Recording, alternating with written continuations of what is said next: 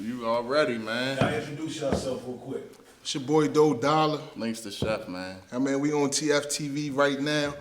You know what I mean? Ready to take that flight. We going 80,000 feet up, altitude. You know what's going on. In the loop, Topflyght, man. We here, baby. We started in the loop. It's kind of a crazy story because Doe was on another podcast, you know. I ain't even going to speak on it. With a wild ass nigga. I was on another podcast with another wild dude. But yeah. The chemistry wasn't flowing. And in the midst of that, in between time, Cuzzo filled in one day. Well, nah, it was like, if they was doing the podcast for a while, and I would just go there for support, and I had a little, you know what I mean, slot on there where they would ask me questions. I wasn't really on camera or nothing like that. But That's a fact. I was there, you know, supporting him and stuff. So that podcast went under Plummet. because a wild ass nigga that they was doing business with. But the crazy thing is, this is my first cousin. So to even do a podcast, I don't even know what made me try it out with somebody else and not somebody that I got chemistry with since grade school. You get what I'm saying? So yeah, so something happened to his co-host that was on the podcast, and it ended up being me and him. I filled in the spot, and our chemistry was crazy. Like, people was tuning in. You know what I'm saying? It was in Frederick, so they had the spot and all that down there, and we did like 3-4 episodes back to back, and the numbers was just making sense. The chemistry was making sense. So what ended up happening is that situation ended up ending, and we was doing our thing like just on the Facebook Live sometimes just to try to keep it going, but some time went by. At the same building too, because we had a lot with that building. We had a lot involved, so. Yeah, some time went by. We just forgot about it. We started getting into our own other things, like, you know, life shit happens, and we just weren't worried about it. So I ended up running into an opportunity to get a spot for us to be able to do whatever we want with. So I hit him like, yo, I can get a spot right now. Is you with it? We could do our own podcast. We got the In the Loop group, the Facebook group got over. That's big. 15, That's a big joint. 17,000 people. It's got thousands of people in it. We could make something happen with it. So that's what we did. We got the spot. I wasn't even on podcasting no more when I got that phone call. Cuzzo like, nah, we gonna run with it.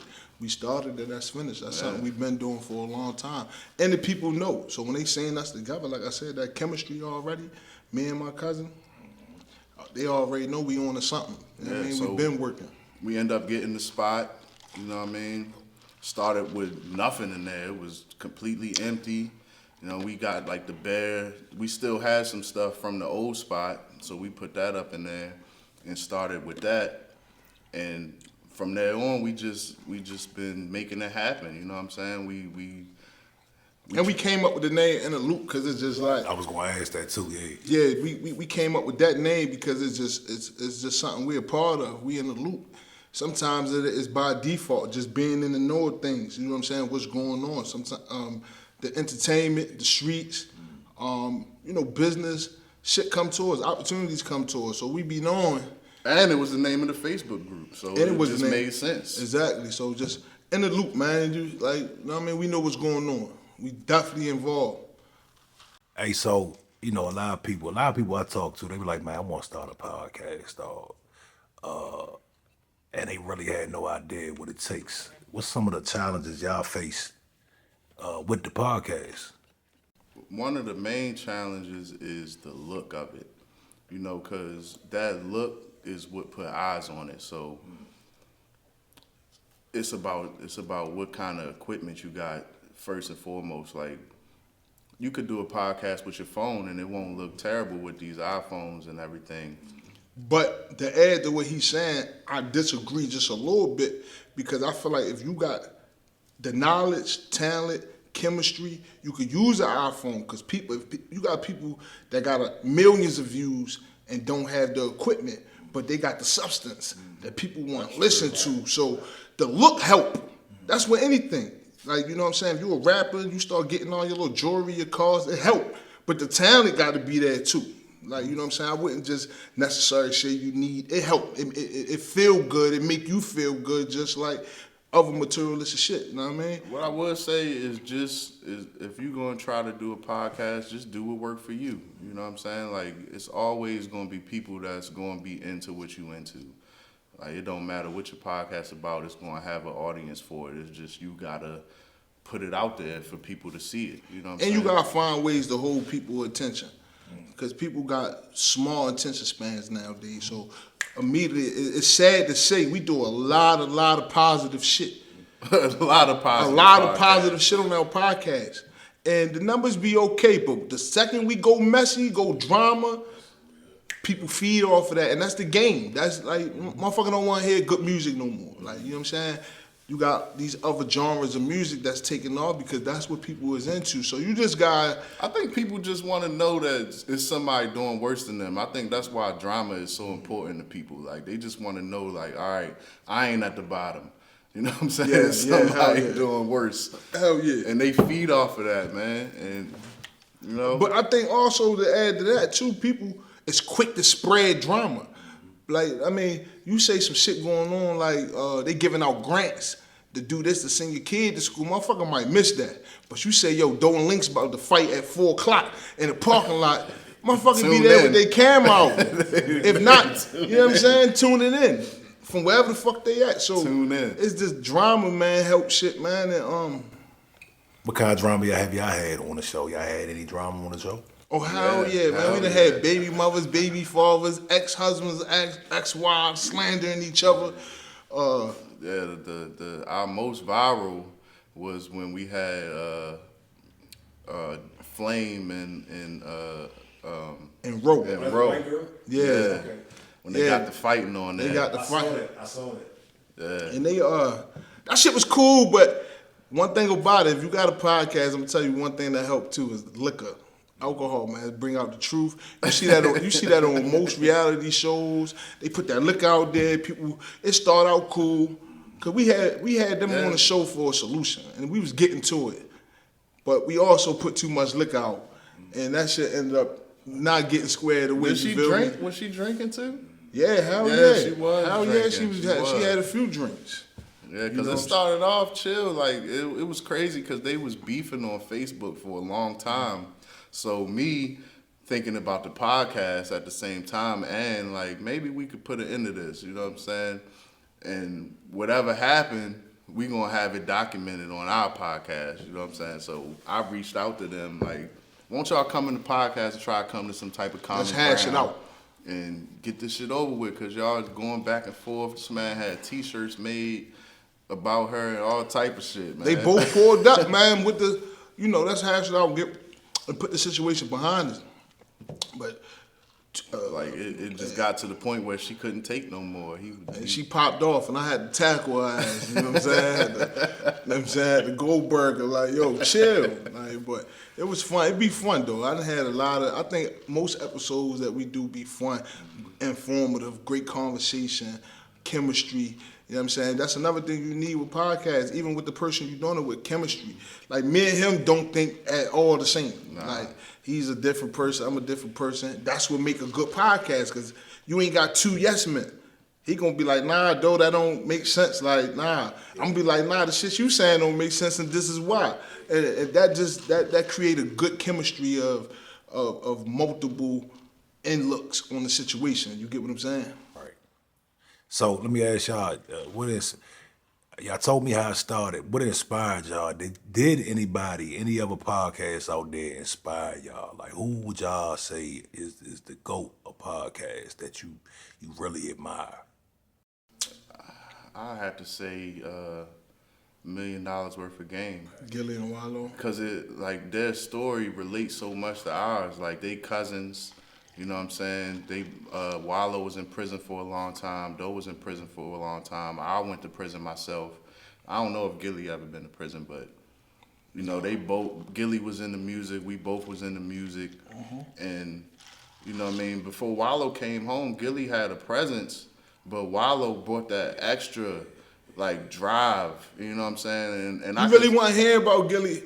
You know what I'm saying? Like, entertainment-wise, you knew who Gilly was if you was a fan of music from Major Figures, but that shit died down. Like, you'll hear about little Cash Money beef every once in a while, but I tip my hat to them too on the podcast. Definitely, man. On the podcast tip, but also Drink Champs. I like the Nori. Like I said, we a fan of music, so to gravitate to them be easy. And I like Nori. I like Nori shit too. You know what I mean? Yeah, I say $1 million worth of game is my favorite because I relate to it a lot. Like, cause like Gilly, he might have been complacent if Wallow didn't come home. He would have been cool just doing what he was doing. And like a lot of the times throughout our life, Doe is like the driver behind a lot of the shit that we do. So like I'll be cool just chilling, having a little bit of bread stacked up, but Doe would be like, nah, let's go. We can do more. We can get more. That's a fact. And that inspired me. So I relate to that podcast a lot. And this is a fun fact though, right? I learned how to do a lot of shit from him. I mean, even music. I remember when we was like 11, 12, my uncle used to kind of pay us to perform like Bone Thugs and Harmony. Like, you know what I'm saying? I could never hear the shit that they were saying to repeat it. Word for word. I could hum it, but these niggas knew the words, and it's crazy now with me being musically inclined now. I could go back and listen to a Bone song and hear what they saying. I'm like, he said this shit? He like, yeah, nigga, like that's what. Ain't taking no shots and no losses, man. Like I never got none of the money because they would win. So even when it came to rap, I think we was about 14, 15, 13, 14, 15. He was in a group. What was it? The Fifth Element. Fifth Element. Yeah. Let's talk about, because I wanted to ask you about that, man. Let's talk about the music for a minute, man. Let's go into that, man. All right, so as far as me, he taught me how to rap. Okay. I'm nicer than him now. You know what I'm saying? But he taught me how to rap. He inspired me to rap. He probably wrote. Yeah, I wrote his rap. Yeah, he wrote my first rap between him and Blaze. And on the Deliverance, like I would get shot, I would freeze up. I'd be scared to rap. I want everybody to leave when I do my verse. Them niggas would get on the mic and go. But they was musically inclined earlier than me. Like I'm trying to tell you that. But Blaze taught me how to rap though, cause I wasn't on no rap when I met Blaze. Blaze was all rap. Yo, shout out to Blaze, shout out man. to Blaze, man. You know what I mean? That's the dude. West Coast. He from West Coast? Nah, he local, but he be out there. He from out there. I just seen a dope video. He was. Yeah, that's Blaze. He really the one who he know my first rap now. Like I don't even remember the shit, but like I said, he could spit it like, nah, nigga, you said this. Yeah, I met Blaze when I first moved to Frederick from Baltimore. I met Blaze. He was the first person I met out there in school, and he was already in class writing raps. We was in the 8th grade. He was writing raps. I'm like, what's that? He spit a rap for me. I'm like, man, I could rap. He was like, yeah, you could rap. And he used to, like, he lived right across the street from me, so he used to come to my house, help me write raps and stuff. And we used to always rap to the Capone and Nori beat. The what song is that? The Tony. Okay. We had a tape, and it was the song on one side and the instrumental on the other side. We used to be in my basement just playing the instrumental side, rapping to. Yo, I walked in the basement one day, right? We rapping They rapping to nothing, just like that's the audience, but they really acting like it's an audience there. Ain't no audience there, so I'm sitting there teddy like bears and yo, these niggas is really down there rapping like, but they nice though, like you know what I'm saying? That like they motivated me, man, inspired me to rap. You know what I'm saying? My favorite artist was DMX. Like I really jumped off the porch in '98 when I was outside. My whole block was playing DMX. Like, I was a DMX Rough Rider fanatic fan. I had the double R gold teeth, double R tattoo. Like the Rough Roger. Yeah. Huh? No, I ain't had no bike. I mean, I rode dirt bikes and shit. Like pedal real bikes bikes. and shit. Yeah, hell yeah, but I was stealing dirt bikes and all that shit too. Like, but that's like the first artist I related to. Like, even when it come to Tupac, Biggie, right? They died 96, 97 type shit.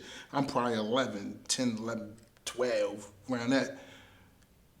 The music, I can remember the music, but like being relatable to it, it's different. I can't say, you know what I mean? That's a fact. I wasn't a part of that. But when DMX came out in 98, As Dark as Hell Is Hot, I was outside for that. And my whole block was bumping that, and that shit was just that was it right there. That was my outbreak as a fucking Rough Rider. You feel me? The nigga was a rough rider, boy. That's a It's fact. nothing you can't tell him about the rough rider. That's a fact. Yeah. So y'all did, okay, so y'all pursued music, right? So y'all started recording. When y'all started taking it serious, or did y'all start taking it serious? We definitely took it serious. We took it serious from, I say, after high school, that was our plan. We gonna be rappers. We gonna make it as rappers. We was outside. We was doing all the shit you're not supposed to be doing. But rap was the main focus. Like, everybody that hung with us knew what we wanted to do. I would say for me too, right? I was shy. Like, I'll write, but I wouldn't spit it. When it was my turn to spit, I'll leave purposely and be like, and then I hear the song the next day, like, damn, I shouldn't have left. But my adrenaline be rushing so bad and pumping to spit the shit, I was shy. It wasn't until I went to jail, my first bit, I had a celly, little nigga, right? Like, yo, what you up there doing? I'm like, I'm writing. He's like, yo, let me hear that shit. So I spit it. But I spit it to him. So every night we lock in, he be like, yo, spit that shit though. It got to a point like, he been my celly 4 months. He know every word. Like, as I'm rapping it, so I really boosted my confidence as far as being a rapper in jail. So now, we might come out in the day room on the block, and yo like, nah, my celly nice. Spit. Hey, yo, dope, come here. I'm shy as a bitch for real. Like, I don't really want to do it. But it might be somebody else rapping. I be like, damn, how that shit start? That nigga started. So now I gotta finish it. Now, I done rapped in front of 20, 30 niggas. So when I came home, I'm like, yo, nah, I'm trying to get in the studio. I kind of shocked everybody I was around, because now I'm like, nah, I'm going, let me get the first 16. All that last shit, I'm waiting last. Now you could go, being passive about the shit. I'm ready now. So now when we start getting responses, especially from the motherfuckers that know how we really is outside, now my confidence up here now. Like, come on, let's run this shit. Yeah, when he came home, we started Get Money Mafia. Okay. It was me, Doe, Doogie, Fat Ty, and Blaze. So we started Get Money Mafia. We like going 100% at it, and we also promoting Plus shows. 100 other niggas. Yeah, That was Get Money Mafia. Yeah. Nah, I know what It you're was a saying. movement. So then we started like promoting shows. Like, we actually bought Promoting. rappers to Frederick, like Project Pat, Pat Pools, French Pat Booth, Montana, French Montana. We had Graph, Hell Rail. what's Mr. Cheeks. Mr. Cheeks. Yeah, with some promoting shit, just putting the money up, opening up for them ourselves. Yeah. So we get What year was this? shit, Right. 04, 05, 05, 06, 07. You know what I mean? It's doing shows at the show. Like, if I could get in my MySpace, you can see a lot of this shit. We start going to studios in Louisiana with Fiend from No Limit. Oh, that's dope. Yeah, I actually got around a lot of them dudes, man, at a young age, man. Had a couple dollars that was getting us around them, man. But if we'd have had the same social media platforms that they got now, back then when we was really, really thugging outside, man, we'd be at a great place. And then, you know, prison came for a lot of us. My whole team winning. My whole team winning. We're gonna get to that, man. I want to talk about that a little bit. Before we do that, let me ask you, what was the music scene like where y'all was at? What was going on? Y'all had like rival different groups that y'all was trying to, you know, compete with, or y'all had the whole town on lock? Nah, it was definitely a rival side of town. Nah, I wouldn't even say that, bro. Nah. Not even when it came to music. Like, when it came to music, when we really was doing music, bro, we had the town. Yeah, but we had rivals. We definitely had TKO. Like, we did It wasn't no songs with rival. I them. would never call them no rival. Them people gave us the high salute every time they Yeah, seen us. but it wasn't always like that. Is you saying ops? Or you Nah, saying... he's saying a rival rap crew.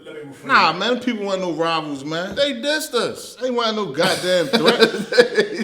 They dissed us. They was rivals. Nah, man, they was trying to get their name up, man. Exactly. They ain't diss So me. was we. Now look, my question, let me rephrase, right? All right, so I wanna know what the scene was like in Frederick, though. I wanna know, was the shows going on? Was there different studios? What was the scene like? Was it a lot of Nah, rappers? we was the I know scene. back then, though, everybody wasn't a rapper. Yeah, we Nah, was the bro. scene. We was See, even the back rap then, scene. man, you had to really, and I ain't trying to toot my own horn, but you had to really be outside for that shit to feel, for people to feel it. Like they outside, we doing this shit. Like, you know what I'm saying? People knew it. Like, I wouldn't just say you could just rap, go in the booth, make a hit song, and that shit respected because you made a hit song. Like, no, a lot of niggas wouldn't even rap back then because they ain't had that side of the shit covered.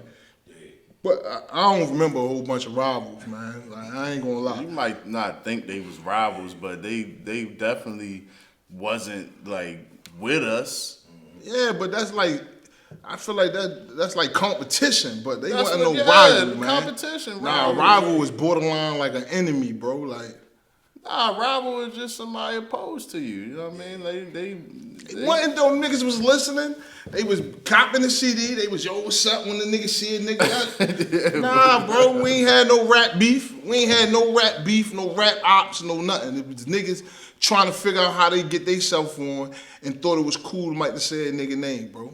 Like, Nah, we had whole rap battle beefs that went for weeks. Like we make a song, they make a song, we make a song, they make a song. We might see them and shit might go down, but they was definitely rapping against us. Like it wasn't like we was just unopposed in the whole market. You know what I'm saying? Like we definitely had rivals, man. Who was before y'all? Was there any rappers like that y'all looking up to in that area? Like, yeah. locally,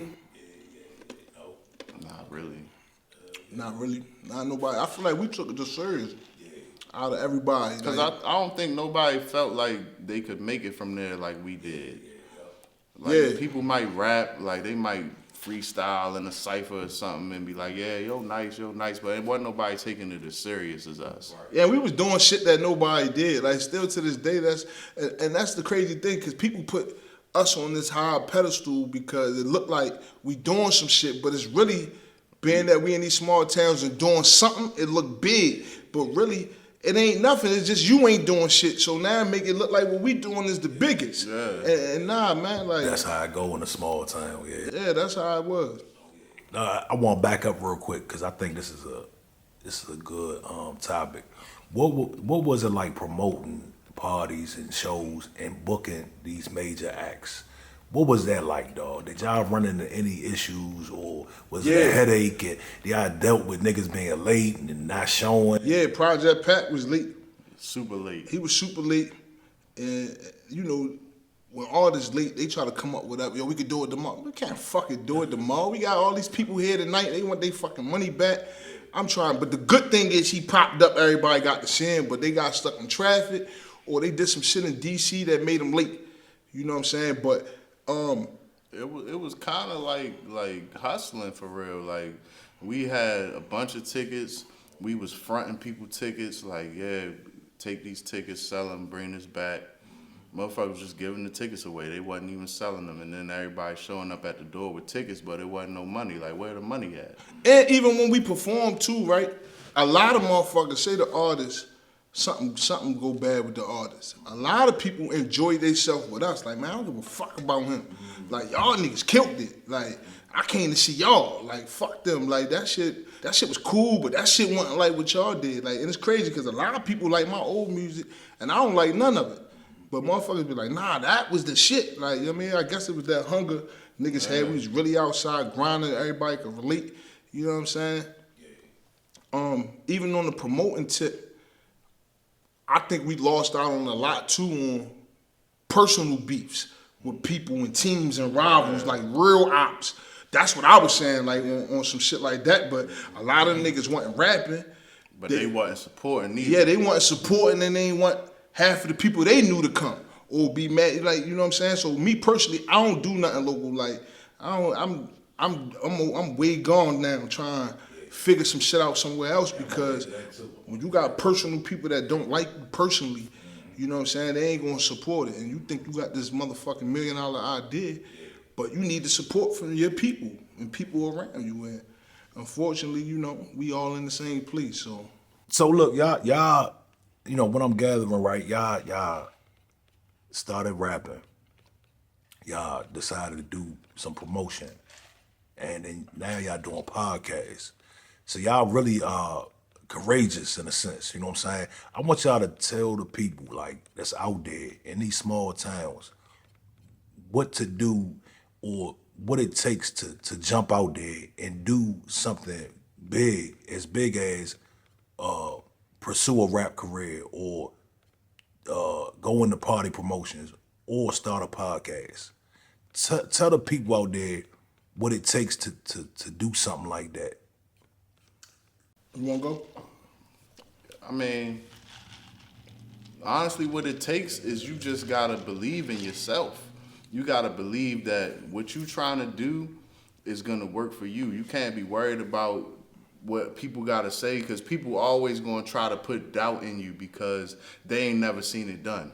And they ain't never tried it, so you can't listen to them. You know what I'm saying? Like, you gotta be able to have in your head, like, this what I wanna do.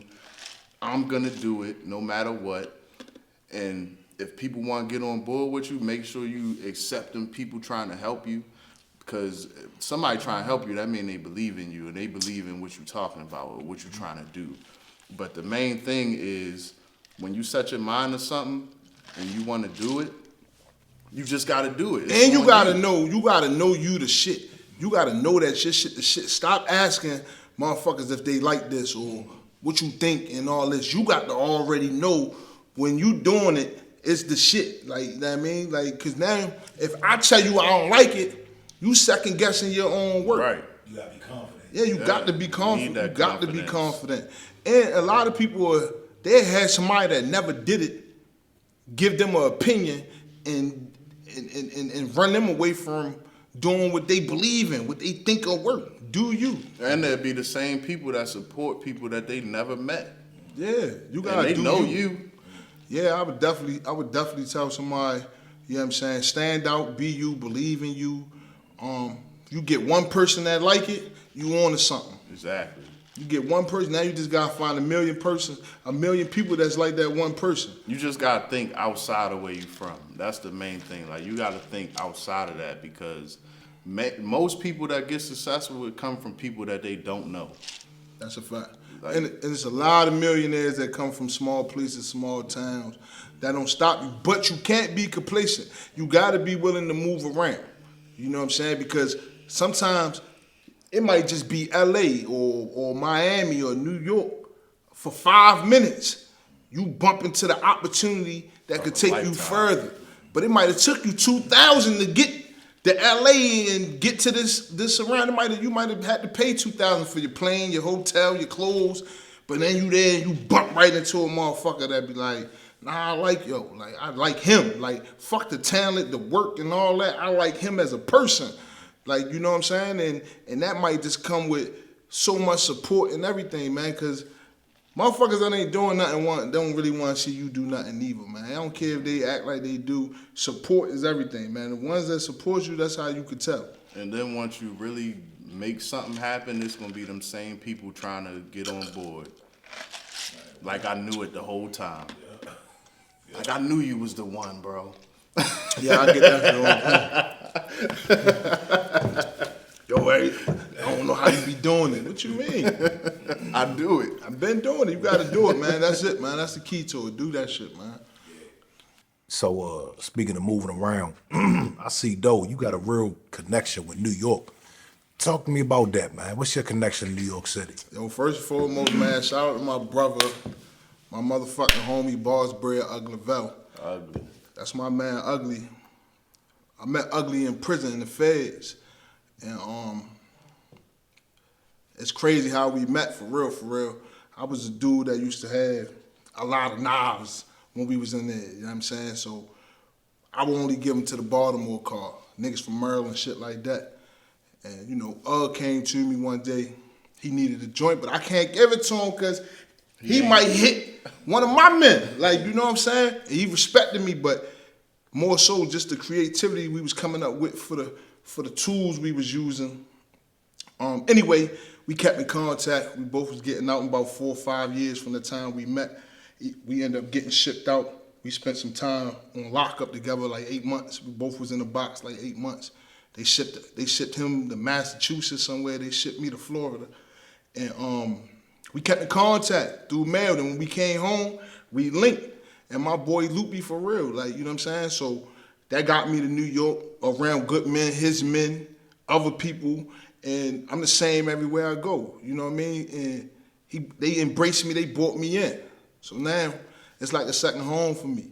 So I'm up there, Boss Bread, Uglyville, Global Glow Leo, Dice Peso, Broadway, you know what I mean? And the list go on, man. They the bros, man, and they accept me and include me into. Pito.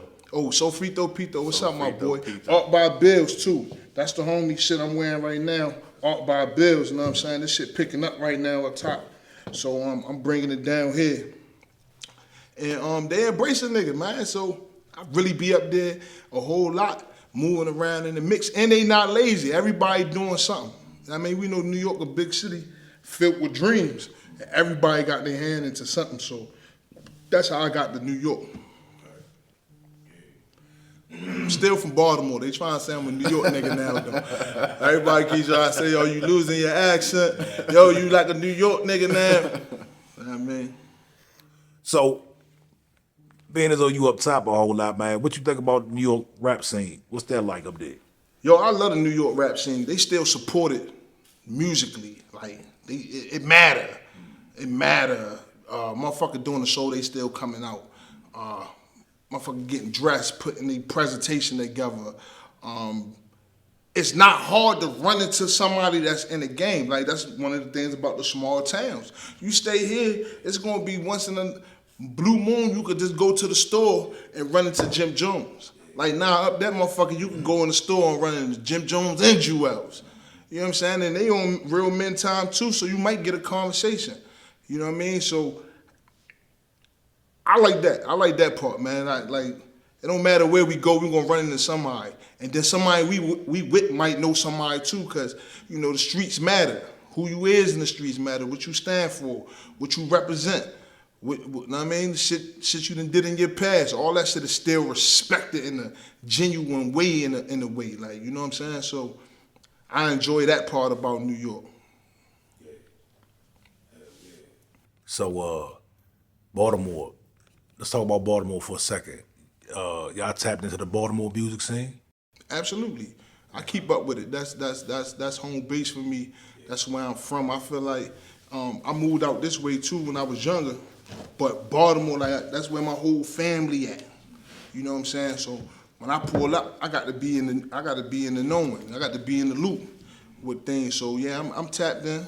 I understand a lot what's going on. Hell yeah. And we definitely had Young Moose on the podcast. Make sure y'all go check that out, man. Young Moose Hell on yeah. In the Loop podcast. It's definitely up on YouTube for y'all to go check it out. So both of y'all said y'all was locked up at a point in time, man. Tell me how much time y'all did and what y'all got locked up for. I did altogether. I did 7, but it was split up In Maryland? in Maryland. Okay. Yeah. Oh, I got locked up for possession with intent. The first time I did 3.5, and distribution. My second time I did 2.5. And just the county shit, so end up being 7 of my life taken away. So yeah. And I went to the feds. I caught 10 years. I did 8 on 10. I got caught with 2 of them teens, man. I had 2 of them teens on me. Stand up, nigga. How you get caught, dog? Tell me how you got caught. Ain't no rat. Hold on. I got to make sure this clear. No paperwork. Go check my transcripts. 5300, 1037. Them my numbers. You can pull my case up on Pacer. You know what I'm saying? Yeah, niggas like us ain't never seen no stand, man. Like, you know what I'm saying? Shit still A1 sauce over here. But yeah, I went fed, man. I went to a couple states, man. They sent me around, man. I was in there. I put hands on a couple niggas. Was holding it down, but I was getting my bag and all that. So yeah, they moved me around. I went to Florida, North Carolina, Cumberland, Petersburg, Virginia. Where else I was at?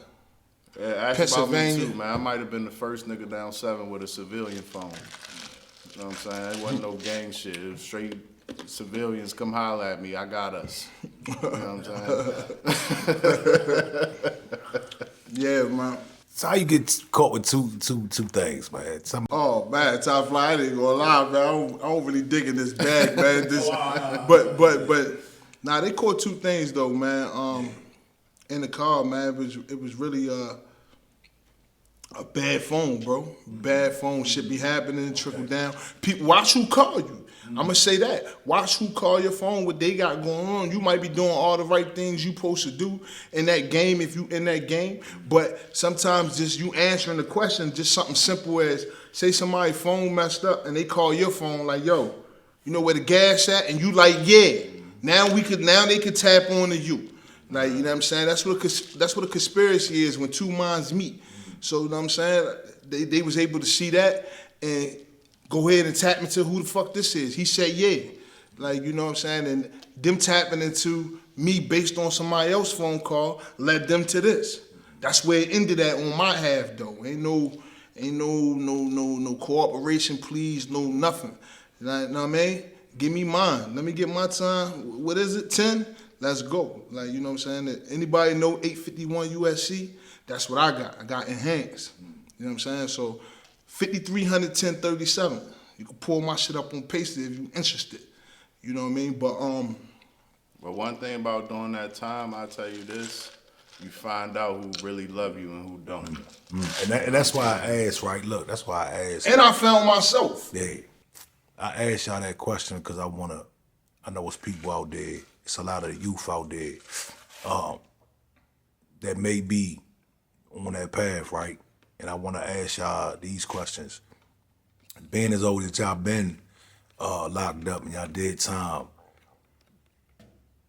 what is it today that you do different, right? To maintain your freedom, and why is it important to maintain your freedom? I know the stuff we did when we were in the 20s, man, it's like we weren't really fully thinking, and we weren't thinking like the way we think today, man. Get a youth, man, just a little bit of advice, man, on what they could do to stay free and what it's like to give that much time up to the system. I'm gonna say this. What made me a better person, man, and gave myself a chance when I came home, and I shared this with so many niggas that just overlook it. Credit. Like I built my credit. I got a 750 credit score. I got 4 companies. Me and Cuzzo got a company together. I got my own 3 companies. This one, now I'm able to work free money. Not free money, but the bank money. I can go get a loan. Could take this loan and pay that loan off and go get another loan. Shit like that. Just being able to understand shit that your average person don't. We not taught it. We not taught this in our communities, credit repair and building credit and primary accounts and making sure that you focus on that and don't matter what happened, you pay that shit off because that shit'll save you. When you thinking about going to grab you a whole ting or something because it's fucked up, could turn to this. You know what I'm saying? And just being able to have financial freedom. To walk in there and ask for 20,000 or 10,000 and be able to get it. That shit saved me a few times. You know what I'm saying? It come from prison, man. I think it's a place where you can sit at and have all the ideas in the world and come home and get around the wrong niggas and you forget about everything you just trained your brain to do what you wanted to do. That you know you could do with 5,000. I'm gonna get this amount. I'm gonna get me a box truck for 2,000. Then I'm gonna get the routes for another 1,000. With 5,000, you got a great plan, but you get home and touch 5,000 and won't invest it. You know what I'm saying? So you already deviating from your plan based on peer pressure. Sometimes it's not even peer pressure. It's unseen influence because I could pull up looking like I hustle and motivate this little nigga to go grab a pack because that's what he thinking. Oh, that's what it's about. But nah, it ain't. That's not the whole thing, man. So during all that time, I lost my mother in prison. My son got diabetes while I was in prison. So many other family members, evictions, all type of shit that probably wouldn't happen if I was home. You know what I'm saying? But it made me stronger. It's a plan that God had, and I had to roll. I had to roll with it. I put myself in prison. Can't blame nobody else. So it's learn from it. Move a little different. What I would say is everything ain't what it seemed. Like if I'm talking to the youngins coming up, like everything ain't what it seemed. Like you might think you got 20, 30 people that's gonna be there for you if you know what I mean? Homeboys. If you a rider, you know what I'm saying? You the shooter. You the one that's getting money. You know what I'm saying? It ain't what it seemed. Like once you get behind them walls, you really find out who love you. You know what I'm saying? Like so, like piggybacking off what Doe said, when I got locked up the first time, you know what I mean? I had so many plans when I came home. I was going to do this, I was going to do that, I was going to do that. Came home, touched a little bit of bread, got right back into what I was doing, went right back to prison. And the thing that really made me change my ways from the second time is when I went back, I had to look in the eyes of the lifers that I was there with the first time. And they looking at me like I'm a fucking Stupid idiot. motherfucker. Like they like all the shit I told them while I was there, like, yo, I'm gonna go home, I'm gonna do this and I'm gonna do that. And they telling me like, yo, you better go do it because I'm never getting out of here. So when I had to go back and face them after I was home for what? I came home 2012, 6 months. April. I went back January 2014. I was home for like 18 months. Went right back to the same jail. Same motherfucking dorm I was in. I was right. And them back. niggas ain't even welcoming you with open hands. They shit really that, looking at you. The shit that hurt me the most is like one of the lifers that I used to talk to every day, play chess with, play cards with, share. Know what I mean? We used to go in the microwave together and shit. Nigga wouldn't even talk to me, bro. Wouldn't even look at me. He just was disgusted. Disgusted with me. That shit hurt me to my heart. I'm looking at him like, yo, what's up, bro? Nigga wouldn't even look at me. Fuck out of here. Nigga would give anything to get the chance that I had. So that shit made me realize like, when you get out there, you gotta do the shit that you say you gonna do. And that shit made me cut a lot of people off. Like that was one of the main things that helped me when I came home is that I cause I was on work release, so I had got a job out here in Hagerstown from work release. And when I came home, I just stayed working there and then I moved out to Hagerstown. So I didn't have no ties with none of the people that I was dealing with every day. And that shit just made everything way easier because it wasn't no influence on me to like, yo, you home now? What's up, bro? We getting back to it? Like it was. I got this already. Yeah, it was. I mean, sometimes the shit be rolled out for you to go right back to the same situation. It was just me getting done the shit that I needed to do. You know what I'm saying? So that shit really changed my life. Like just people, places, and things. The shit that they tell you, bro. It's a real thing because it changed everything that I had going on. I came out here, I ain't know nobody. I was meeting people that was doing things that was different from what I was used to. You know what I mean? People like, man, they surviving. Like, they going to work every day surviving. And you know what I mean? Like, that shit helped me out. Like, I ended up, you know what I mean? I bought a house, built it from the ground up. You know what I'm saying? And I attribute it all to just changing my ways and the way I was thinking, you know what I'm saying? And that shit means everything. It's all about the way you go about things and the people you surround yourself with. Because what's the saying? Like, show me your friends, I'll show you who you are. And that shit is a fact. The people, like, if I go through my phone right now, like, it's probably 4 people on my whole call list that I talk to daily. Maybe 4. You know what I mean? Doe, you know what I mean, my fiance, and 2 of my other good friends. That's all that's in my call log. That's it. And they the people that I know if I need something, they gonna be there. You got your best interest. So at the end of the day, you gotta cut off the dead weight. Exactly. You know what I'm saying? But which be hard when you used to, you know, hang around 20, 30 niggas and y'all together and y'all mobbing and y'all used to getting. It's hard breaking away from some of the people you love.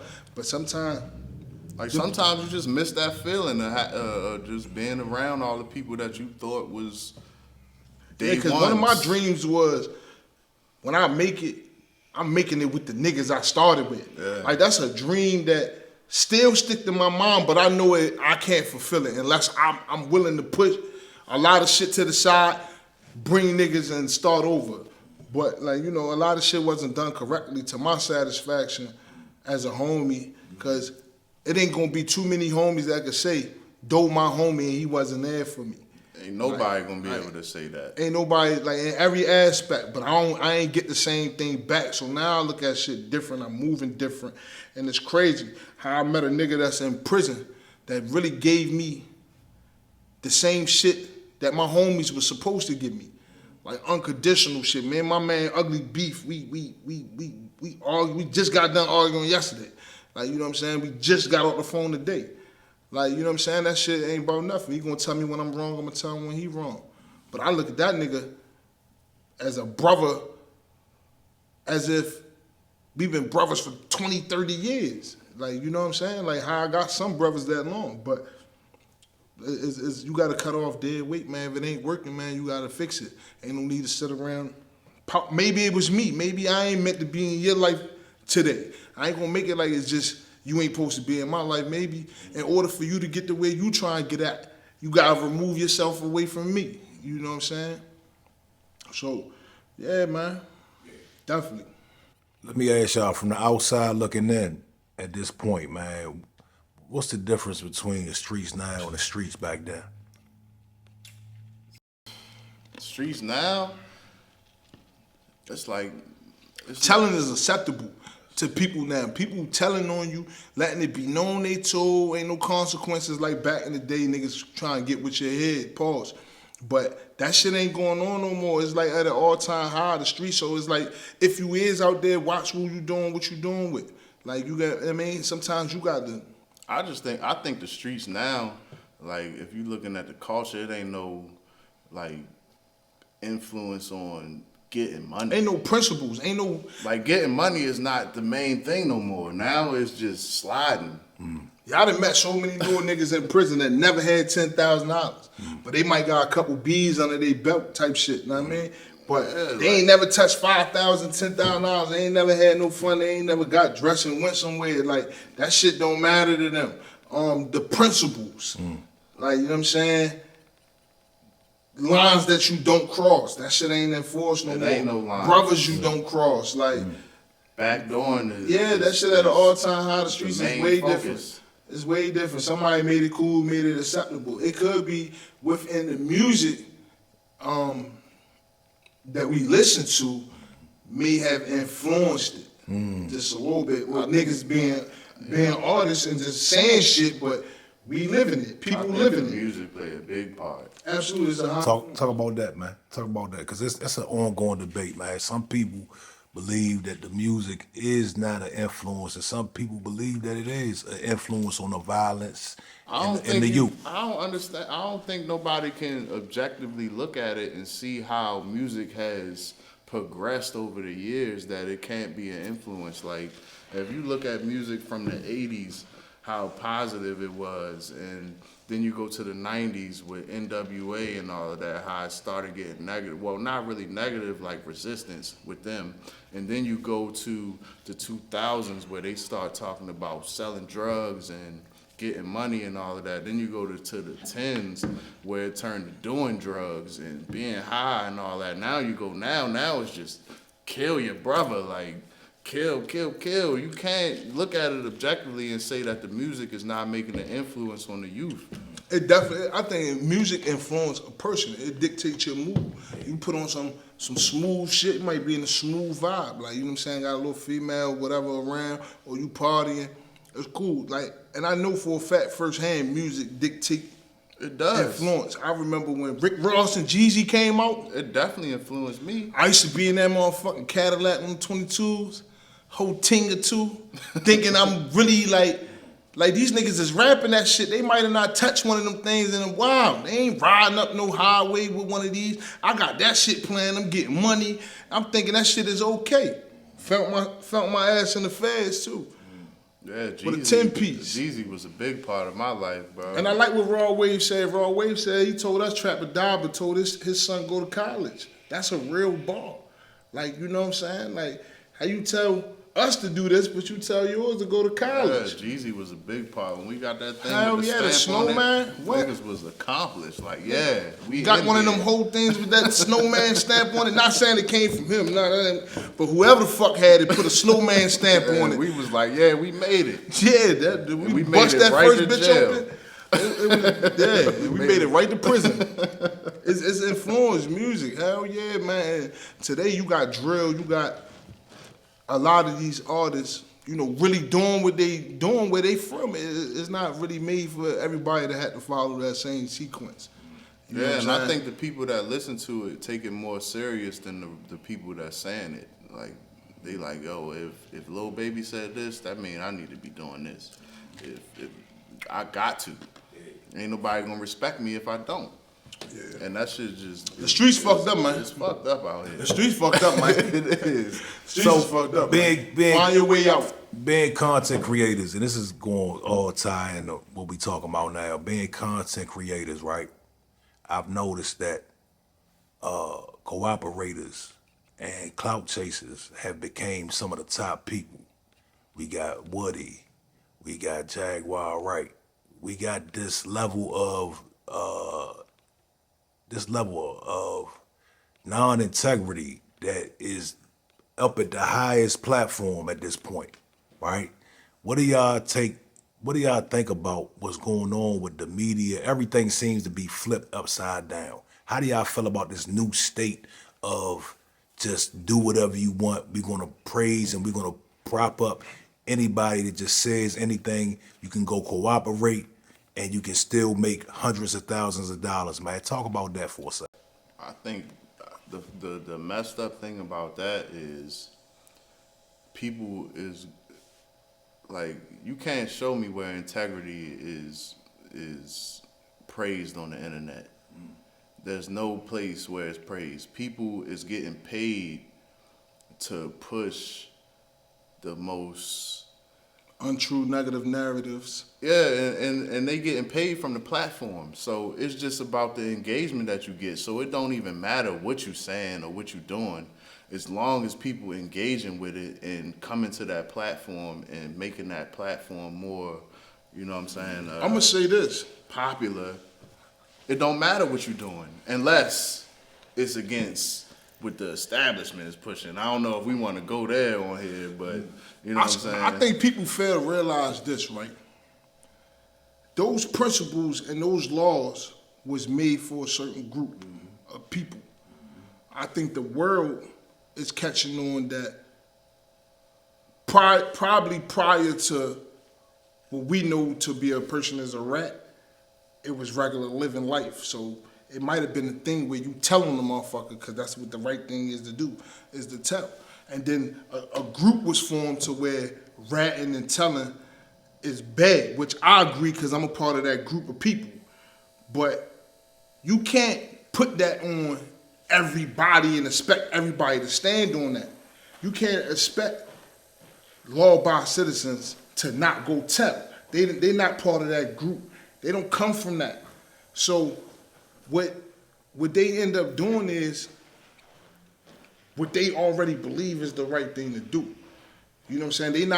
They not part of that group. Me personally, I don't think none of that shit matters.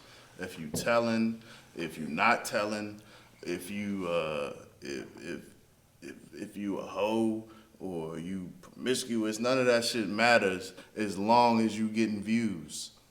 Yeah, but fuck the internet. I'm just saying in general, like, I ain't giving myself consequences for what he did. Like, that's on him. I don't fucking care. Like, at the end of the day, I think people make it too much of, make it bothering to them on what somebody else did, bro. Like, at the end of the day, like an old head told me I was with when I was in the feds. Like, if that man had to tell, he had to do that for him in his life. Like, that's his life. That shit has nothing to do with you. It shouldn't even bother you. It's upsetting because you want a motherfucker to stand on business that you know of. You know what I'm saying? But, it just go both places. Like, you know, we do some weird comparing. Like, do you tell your kid the same shit? Like, not to go, like, this happened and she a part of it? Or, like, it just depend on the group of people that's involved Like half of the niggas that's talent, I don't expect them not to. Like I don't know them from the group. They might say they in it, but I don't know them from the group, so I ain't giving them I ain't giving myself consequences for their actions. I just think like in today's state of things, morals are gone. Facts. There's no morals for nobody, man. It don't matter it don't matter what you do, it don't matter what you say, unless you say some shit that people don't like. That's all that matter. Like there's morals is no morals no more. Like don't nobody have no set of standards that they live by. Nah, that ain't true. People do have it. You just see people doing the opposite of where they from. That's exactly what I'm saying. Like people do got morals and sets. You got good, strong, structured groups of people out here, man, that stand on that shit, man. I wouldn't say nobody don't have it no more. It's just showing that there's groups of people that. To say that, I'll say that morals are not promoted anymore. Right. That's what I say. I ain't gonna say people don't have morals because I'm sure there's people with morals, but morals are not the main focus of the life that people live in no more. Yeah, different groups go by different shit. Right. So let me ask you, because you just touched on this. And this comes up when the snitch thing comes up, right? And people say, listen, you're not in the street. Why are you worried about who's telling? Right? So we got that argument. Now we got the other side. And it may not be a street thing, but it may be a betrayal thing, right? He just said morals. He's talking about certain principles that you don't really have to be in the street to really uphold. So if you see a group of people, let's take the YSL case for instance, and you see them get jammed up, and you see somebody like Gunna, who's been rapping, telling us he'll never tell, right? He tell us, I will never betray my friend, you know what I mean? And then you see him betray his friend, okay? Do you have to be a part of the street to Call it out. number one, and then on top of that, they telling the kids all this shit. They like, look, we don't tell, we don't talk to police, we don't cooperate. So when they do, are we allowed to call it out? You are. You could call out whatever you want. Or do we gotta be a part of the street? Nah, Or does somebody have to be a part of the street? Nah, I mean, Because that's a big argument, man. People like, you ain't in the street, shut the fuck up. I think you can call out whatever you want to call out, but you just got to be prepared for the backlash that you're going to get from it. I agree with y'all. I get what y'all saying. But it go back to, like, if you ain't in this, how you gonna say what a motherfucker should do and can't do? Nah, but you ain't saying what they should do. You saying what they said they wasn't going to do. Yeah, but they said they wasn't going to do. They said they not going to do this. Not only did they say yeah, but then if you think about how much shit you do in your life and say you gonna do and don't do, or have said before that what you ain't gonna do and ain't gonna do, why the fuck you holding that person? Listen, I am not for the rat. No, I ain't gonna slow down. But what I'm saying is, I don't give myself consequences for other people no more. That's my point. Not like, asking. I know, but that's where I stand at. I stand on, like, I'm not, like, he could say something. Yeah. But it's like, should it be respected if you're not in that? If you're not in that field, you're not in that. But you got hella listeners that's not in it. You got that shit now because of the internet. Niggas wasn't doing that shit at first, you bro. You got listeners of his that listen to him and believe it to be true. Mm-hmm. So if they call him out on it, is they wrong? Let me take the. Let me take the street to call somebody out on some bullshit. Let me take this Tekashi Jones for instance, right? Now, when these people, they are entertainment, right, and they are a part of our entertainment system. We see it on our timeline, and they want us to buy the music, and they want us to buy the image, and they want us to buy all these things, and then the indictment comes down, and he tells on everybody, right? I felt some type of way about that. The fact that this little dude... Was you filming? Nah.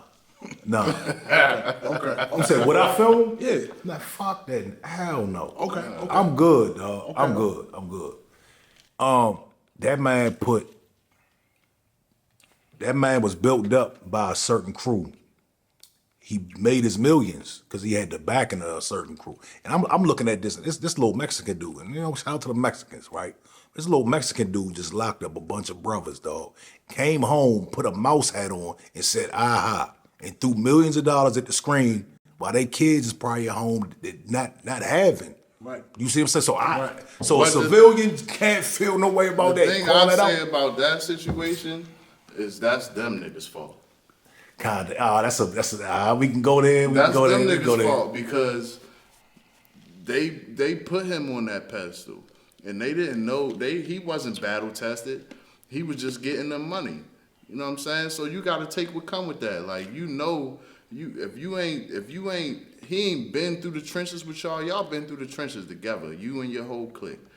He wasn't with that with y'all. He just came around. I can see that. You can't expect him to hold the same principles as y'all just because he's saying it, because he never been through it with y'all. Fair enough. But at the very least, when you come home, put some money on their books or tighten up their family or something like that. At the very least, don't get on there like, I told on y'all niggas. But I don't think You he know would what have I'm did saying? that anyway, because the whole shit that made it crumble is the nigga Shotty was fucking his baby mother. No, we not gonna do that. We can't do that. We cannot do that. No. That's what made it crumble. So he got Hell ill no. intentions. Like So you saying that's okay for him to no, I'm not do? saying it's I don't okay, even but I'm believe- saying I understand why he not. You know what I'm saying? I don't even believe he was fucking that man baby mother. I don't believe Well, that. that's just that's what they say. I'm a That's what he victim said I'm a to make victim himself of the feel better. internet, Yeah, you know what I'm yeah. I saying? don't know, man. Okay, so I ain't giving myself consequences for them rats. yeah. But there you go. There That's you go. a good There you go. statement to Yeah, say, yeah. bro. All right. I'm gonna lock that in. And the whole basis, man, is because we talking about culture here, and it seems as though we've backed ourselves into a corner where this is the culture, and these are the things that are on the table for the youth. You know what I'm saying? And you brought it up that snitching is a big thing. It's okay. It's acceptable, and you're gonna have young dudes out here doing crime, and when they get caught up, they going to tell us it's acceptable.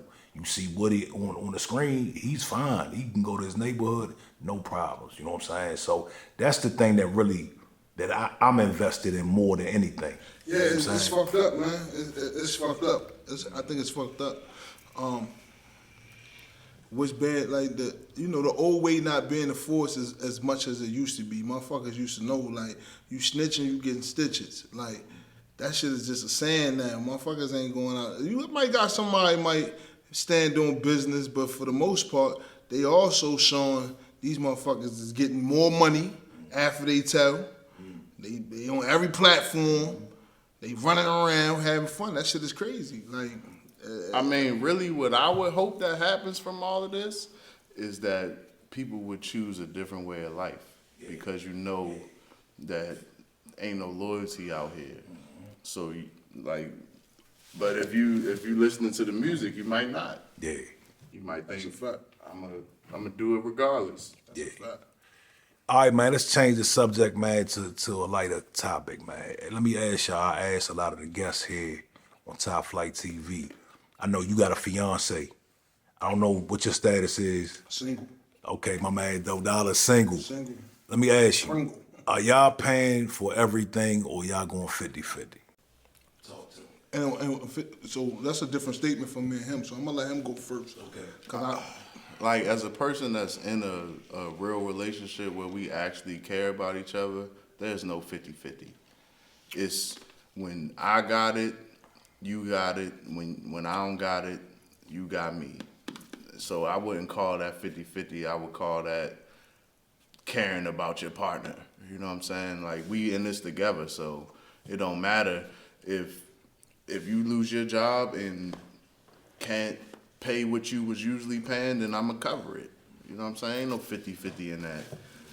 that's dope. That's real. I don't know nothing about it. Ain't no such thing as 50-50. Like, if you with somebody and they like, It is a such thing as 50. nah, it ain't. It ain't. 'Cause 50-50, that mean y'all don't like each other. In my opinion. 50-50 is structure. No, it ain't. Listen, I'm gonna tell you this. This nigga single, though. If you come to my household and you want to be involved in my household and you want, that have equal rights and equal say-so, you need to pay 50%. If it's 80-20, I got the 80, it's a lot of shit you may All right, not so like. what about the month when you fucked up and she paid 80? I don't know about that. That ain't what we said. That's what we said. talking about 80-20, my way. Like, or 20-80, It's her way. It's like, 100. Like, you gotta give 100%. But that's why I was saying, and it she depends on give what he said. 100%. Because he said, I guess in a relationship, I really don't, I don't deal with that at the moment. Like, I have, and to be real, when I did deal with it, it was their way. You know what I'm saying? They had the high. I had the low. You know what I mean? I think if you in a relationship and the main focus is who paying what, then it ain't gonna last. That's just my opinion from the relationships I've been in. But what if it's a struggling relationship where we got to make it make sense? Your money is counted for. Her money is counted for. Hair, nails, hat, shoes, watch, jewelry. Everything need to be None accounted of that for. stuff is important when it comes to the household. I'm saying based on what you make, what you making and what they making, I think just I know just being 50-50 just mean, splitting the bills, like down the middle. I just think anybody who in a serious relationship, y'all gonna have them conversations. Y'all gonna come to an agreement with each other of how your household gonna run. And 50-50, I just think that's just a topic to keep people against each other. I also think that it just depends on what household the family is in, because sometimes like even though what he's saying is the same thing, like it keep people against each other, but some families or relationships is not built the same way. It's a little different to where this person might be paying more than the other. It might be the girl that's winning, or if you able or you're not able to do it. Like, I think in the economy that we live in now, it ain't no way that nobody can take care of anybody unless you a motherfucking balling ass nigga. You can't. It's not too many men out here like that's so far ahead that they can take on the responsibility of another person. The same with women. Like facts. It's fucked up. You gotta have some type of. I agree with that. You know what I'm saying? You can't do it on your own. So No Dollar, man, you single, man. What's the dating pool like in 2024, dog?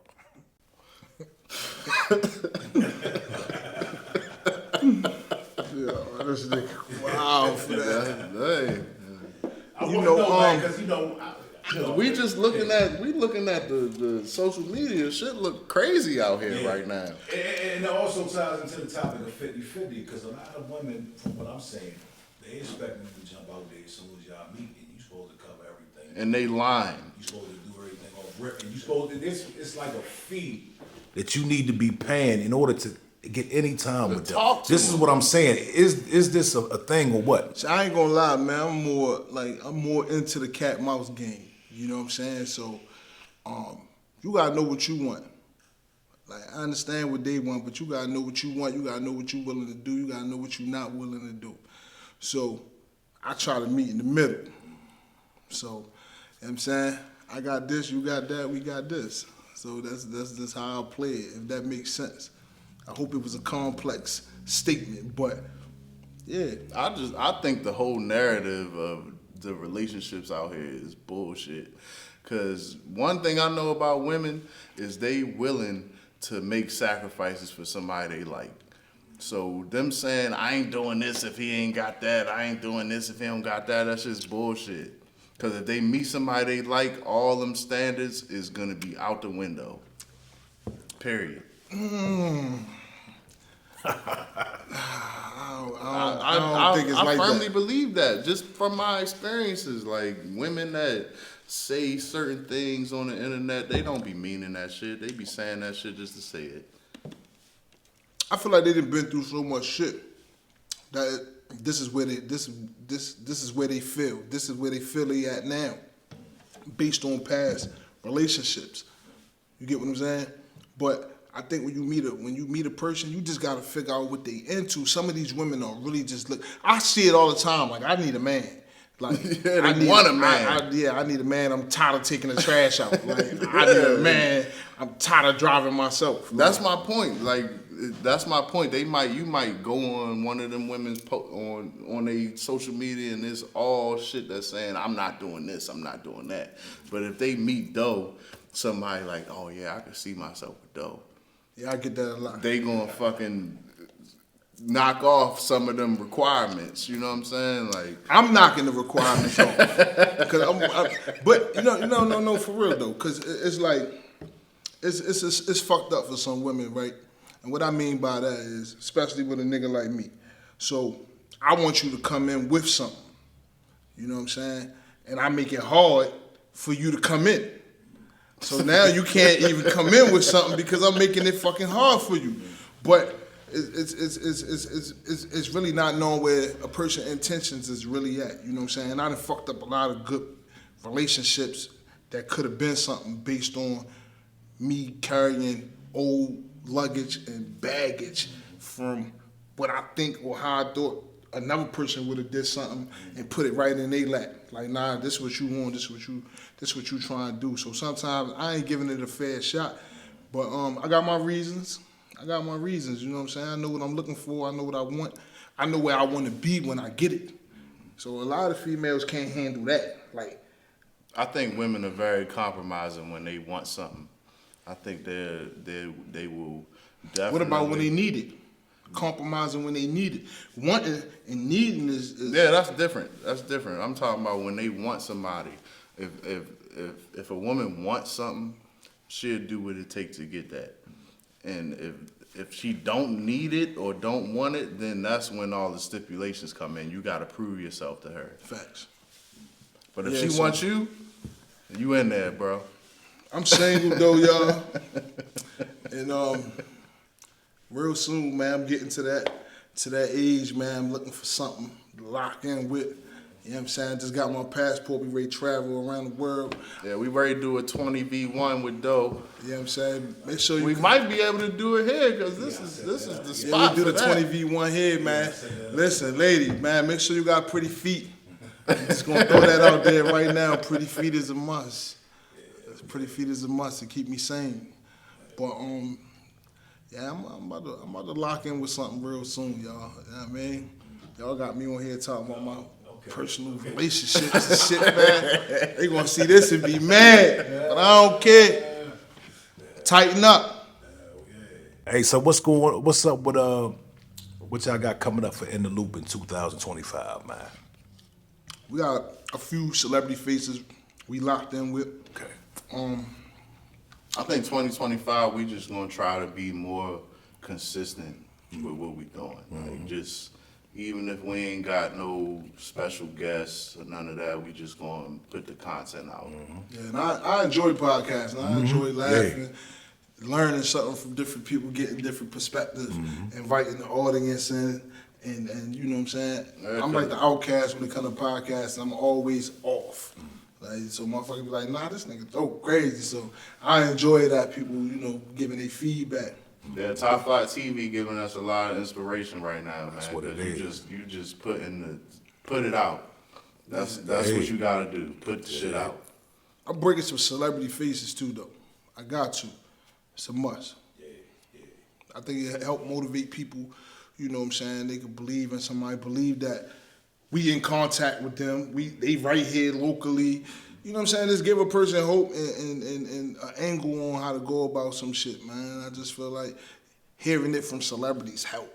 Like, you know what I'm saying? Somebody, when you this close to a celebrity and they giving you words of wisdom, help dictate where you gonna go at. You know what I'm saying? So I want One thing about the masses, they listen to them celebrities. hell yeah. That's what it is, man. Tell the people they can find y'all. Hold up. We shooting movies. I'm acting. I'm in a few movies. Shout out to Zoe Taylor. She got me about 2 of her films. Shout out to my boy, Big Time from the Bronx, by way of Georgia. He got me in one of his films. We doing the acting. We about to go get our own camera, red camera. That's what it's gonna be. I'm shooting my own movies. I got 13 books. I wrote them, got the scripts to them, series. I'm trying to get Topflyght, you know what I mean? Get the lens and all that behind the situation. We're gonna work on that. But yeah, man, I'm jumping in that acting field. You already see me on Tubi, Amazon Prime, YouTube, all them platforms that allow us to be on there. We gonna be on there. And In the Loop podcast about to be coming at y'all real heavy, man. Real heavy. We definitely appreciate you. Topflyght. 80,000 feet up, altitude. You can find us in the Not Loop. latitude. In the Loop LLC at YouTube.com. In the Loop ENT on Instagram. In the Loop ENT on Facebook. Do Dollar Holla. Check us out. Links to Chef, man. At Do Dollar Holla on all platforms, man. Tap in with my boy. Yeah. Topflyght. All right, we out, man. Peace.